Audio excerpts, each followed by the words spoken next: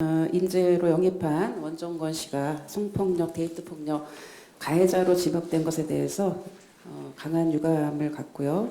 그리고 피해 호소인을 비롯한 상처 입은 모든 분들께 깊이 사과를 드립니다. 친밀한 관계에서 벌어지는 성폭력, 데이트 폭력이 드러나기 어려운 경우가 많습니다. 이번에 피해 호소인의 용기로 알려지게 되었습니다. 피해 호소인의 용기를 지지하고 우리 당은 지난 그 미투 운동 이후에 젠더 폭력 문제에 대해서는 무관용 원칙임을 다시 한번 강조를 드립니다. 앞으로 우리 당의 인재들에 대한 검증을 더 철저히 하도록 하고 국민들을 실망시키지 않겠습니다.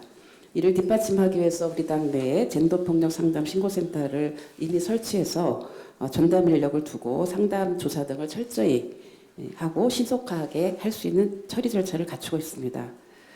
우리 당은 성희롱 성폭력 피해 내용을 젠더폭력 신고 상담 센터를 통해서 신고할 수 있다는 점을 다시 한번 말씀을 드립니다. 한편 성폭력, 데이트폭력 등 젠더폭력은 개인의 일탈이나 도덕성 문제의 차원을 넘어서서 인권 침해이며 명백한 범죄 행위입니다.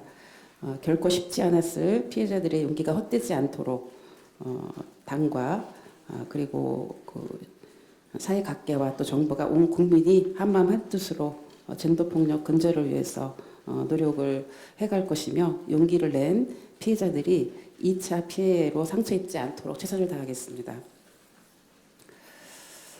예, 신종 코로나 바이러스 감염증은 사스와 달리 감염됐지만 증상이 없는 무증상자에 의한 바이러스 전파 가능성이 있을 뿐만 아니라 메르스보다 감염증 확산 속도가 빠른 것으로 알려져 있습니다. 또한 우한 폐렴이라고 불리우는 신종 코로나 바이러스의 어떤 국내 추가입을 막고 지역사회 확산 차단을 위한 범정부 차원의 강력한 방역 대책과 철저한 초동 대응이 필요합니다. 2015년에 메르스 초동 실패와 확산 사태를 반면교사로 삼아서 2차 감염을 차단해야 합니다. 정부가 어제부터 우한 지역에서의 입국자 3,000명에 대해서 전수조사에 들어갔는데 꼼꼼하게 조사를 해야 할 것이며 보건소에서 특히 일반 진료 기능보다는 지역사회에 대한 감염 예방이나 방역 활동에 보다 최선을 다할 필요가 있다고 보여집니다. 뿐만 아니라 민간 전문가들이 모두 포함된 민관 협력 대책반을 통해서 의료계의 문제제기와 현장의 목소리가 신속히 전달되도록 해야 할 것입니다. 정부는 신종 코로나 바이러스 감염증을 1급 감염병인 신종 감염병 증후군으로 분류해서 관리하고 있는데요. 환자 진료비나 의료기관 피해 보상에 대해서 정부가 명확하게 책임을 지겠다는 의지와 대책을 마련을 하고 또 격리 조치에 따른 생계 지원 등 적극적인 대응책도 동시에 준비를 해나갈 것입니다. 특히 군부대의 휴가나 외출을 당분간 잠정 중단하는 방안과 또 이번 주 후반부터 개학하는 학교들에 대해서도 여러 가지 좀 검토가 필요하지 않나라고 생각을 합니다.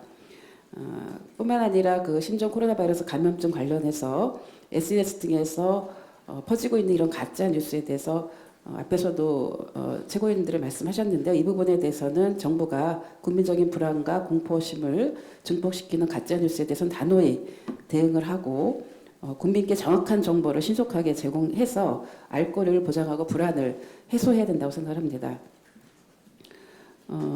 우리 국민들이 꼭 하셔야 될 일은 이미 많이 알려지긴 했지만 중국 유행 지역 여행 후에 건강 상태 질문서를 제출하고 또 귀국 이후 14일 이내에 발열 또는 호흡기 의심 증상이 발생하면 질병관리본부 콜센터 1339나 보건소에 문의를 하고 기침 등 호흡기 증상자는 의료기관 방문 시에 반드시 마스크를 착용해야 합니다. 그리고 우리 일반 국민들은 30초 이상 손 씻기와 또 기침할 때 옷소매로 입과 코를 가리는 등 기침 예절을 실천하면 신종 코로나 바이러스 감염증을 비롯한 많은 감염증을 예방할 수 있습니다. 국회에서 내일 보건복지위원회가 열리고요. 여러 가지 대응을 점검할 예정이고 또 당에서도 특위를 만들어서 당초의 대책도 만들어 나가겠습니다. 이상입니다.